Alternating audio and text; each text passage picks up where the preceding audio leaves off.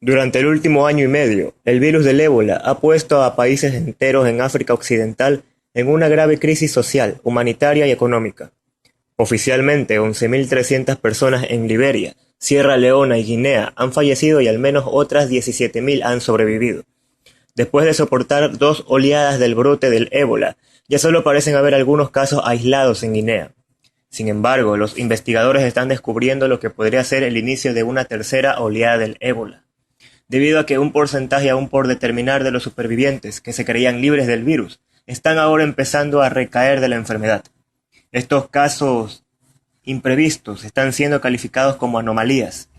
El caso de la enfermera escocesa Pauline Cafferty, el primer superviviente del ébola conocido que sufre una recaída de la enfermedad, ha reavivado las preocupaciones sobre la salud de unos 17.000 supervivientes en Sierra Leona y los países vecinos de Guinea y Liberia.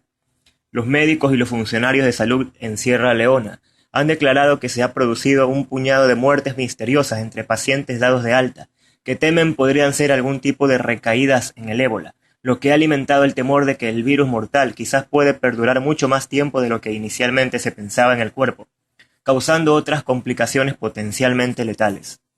En el caso de estos fallecidos africanos, no se han hecho diagnósticos, en parte debido a la falta de formación médica pertinente y en parte a que los médicos no disponen de equipamientos suficientes como para detectar un virus que puede esconderse en rincones inaccesibles del cuerpo, como el líquido cefalorraquídeo o el globo ocular.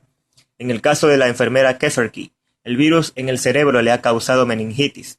El doctor Dan Kelly, fundador de la organización sin fines de lucro Well Body, que ha luchado contra el ébola en Sierra Leona, estima que el ébola recurrente podría llegar a afectar a un 10% de todos los pacientes que se recuperaron. Kelly sostiene su sospecha basándose en dos casos, incluyéndole a la enfermera Pauline Cafferty, en los que se detectó el virus vivo entre los aproximadamente 20 sobrevivientes tratados en Europa y Estados Unidos. Sin embargo, otros expertos se han negado a dar una estimación, diciendo que es demasiado pronto para decirlo. Un caso me recuerda al de Pauline, pero no pudimos encontrar un laboratorio dispuesto a analizar al paciente antes de que el paciente falleciera. Dijo, en África Occidental la reaparición del ébola en los pacientes que se creían curados sigue en su mayoría sin diagnosticar. Casi no son tratados y la gente está muriendo sin duda de ello. Guinea es el único país de África Occidental que todavía tiene nuevos casos confirmados. Liberia ha sido declarado libre sin ébola, mientras que Sierra Leona ha pasado 25 días sin un solo caso. Pero los supervivientes del ébola siguen muriendo en circunstancias misteriosas, afirman los funcionarios de salud. Los médicos del Hospital Militar de Freetown dijeron que habían visto a dos supervivientes de ébola regresando semanas después de ser dados de alta, quejándose de problemas respiratorios. Uno de ellos murió. Los funcionarios de Sierra Leona también confirmaron un posible caso de recaída en un paciente con un sistema inmunológico debilitado en Freetown, una semana después de la recuperación. También hay temores crecientes de que los supervivientes estén propagando la enfermedad por vía sexual. En estos momentos se está produciendo un esfuerzo masivo en Sierra Leona y Liberia para introducir programas de seguimiento de las personas que fueron declaradas como curadas del ébola, para confirmar que no siguen albergando el virus en sus cuerpos. Sierra Leona ha iniciado la llamada Operación Escudo, que realiza pruebas de semen en los supervivientes, puesto que el semen puede seguir albergando el virus durante un máximo de 9 meses. Adam Kucharski, experto en enfermedades infecciosas de la Escuela de Higiene y Medicina Tropical de Londres, dice: la respuesta a este extraordinario brote de ébola ya ha representado un reto. La posibilidad de la transmisión de la enfermedad después de un largo tiempo, tras la recuperación aparente, plantea nuevos desafíos. Aquí tenemos una pregunta. ¿Estamos ante una nueva oleada de manipulación? Llegados aquí habrá muchos veedores que concluirán, no sin acierto, que todo esto no es más que un intento por reavivar lo que fue una gran manipulación.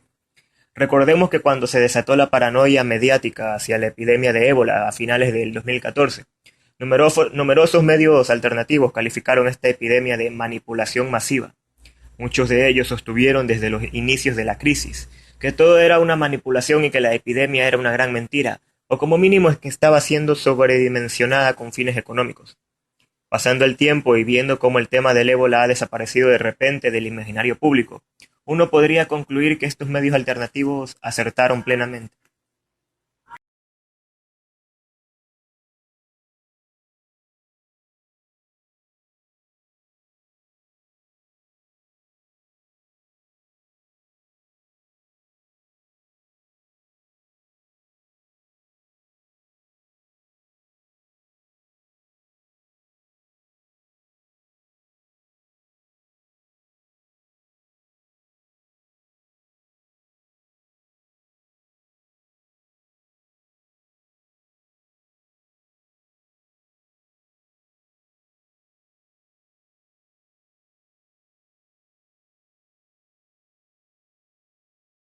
El tiempo ha pasado, la epidemia ha desaparecido del foco público y se ha demostrado que todo era una gran manipulación. Pero seguimos pensando que el mundo corrió un peligro inmenso, un peligro real que ahora podría intentar reavivarse. Y es que, como ya he dicho antes, la clave del asunto no radica en si el producto que nos venden los poderes fácticos es algo real o no. La clave radica en si ellos actúan como si fuera real o no. Pongamos un ejemplo, la invasión de Irak, de la que se está hablando estos días tras las disculpas hipócritas de Tony Blair. Cuando Estados Unidos y Gran Bretaña, con el apoyo de los títeres de turno, impulsaron la invasión de Irak para derrocar a Saddam Hussein, la verdad, por así decirlo, que esgrimieron fue que Hussein disponía de armas de destrucción masiva. Poco importó que esas armas no existieran y que todo fuera mentira. Ellos actuaron como si fueran algo real, y el mundo entero ha sufrido las consecuencias de ello desde entonces. Con la crisis del ébola sucedió lo mismo. Poco importa si la epidemia del ébola era real o no, si era una manipulación o no. Lo cierto es que generó una oleada de paranoia mediática a gran escala, una de las mayores de los últimos años, y durante unos meses se actuó como si la epidemia fuera un peligro a escala global. Recordemos que en anteriores maniobras de paranoia epidémica, como fue el caso de la gripe A, el asunto concluyó con la producción de miles de vacunas compradas por múltiples gobiernos, que reportaron inmensos beneficios a las farmacéuticas. Pero este no ha sido el caso, al menos en el que a magnitud de negocio se refiere. Los países del mundo no se han lanzado desesperadamente a comprar millones de vacunas de ébola. Por otro lado, uno podría sospechar también que esta falsa epidemia tenía el objetivo de justificar un desembarco de efectivos norteamericanos o occidentales en la región para apoderarse de ella y de sus recursos. Pero ¿realmente ha sido así? Esos países no estaban ya bajo el control occidental. Realmente hacía falta crear una falsa epidemia y asustar a todo el planeta. Y esta es la clave del asunto, lo que se la ha pasado por alto a los medios de comunicación alternativos. ¿Por qué de repente en pocas semanas el tema desapareció de los titulares y se olvidó todo, cuando se había invertido tanta energía y tantos recursos mediáticos en ello?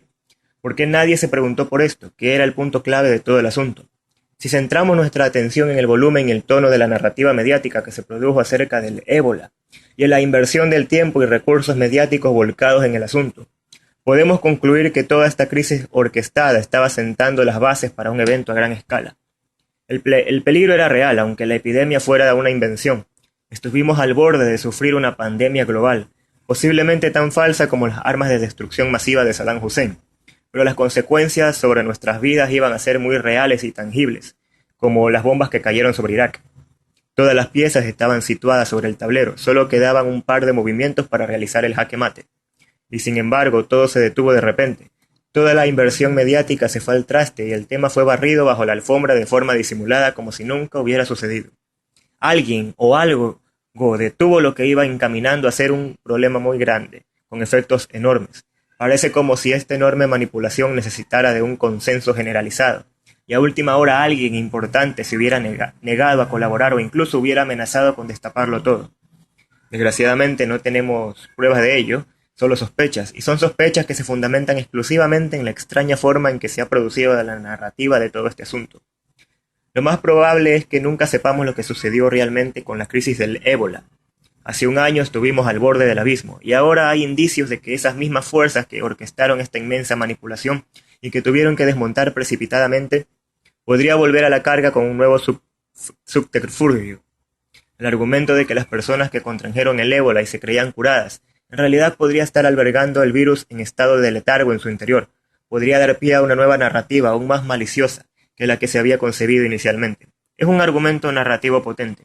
¿Alguien se imagina la cantidad de personas en las que podría haber contaminado durante todo este tiempo? ¿Alguien se imagina una nueva evolución del virus del ébola capaz de esconderse en el cuerpo indefinidamente, manifestándose de repente tras varios meses o años en silencio? Desde un punto de vista evolutivo, sería lógico que el virus mutara buscando esta estrategia para expandirse, por lo que podría justificarse científicamente. Desde el punto de vista narrativo, ofrecería la posibilidad de una segunda oleada de la manipulación, mucho más aterradora y retorcida que la primera. Para detectar la presencia del ébola en el cuerpo ya no valdría con tomarle la temperatura a alguien, sino que debería ser sometido a análisis, y eso implica control masivo y un gran negocio. Esperemos que no estén construyendo una segunda maniobra masiva de manipulación.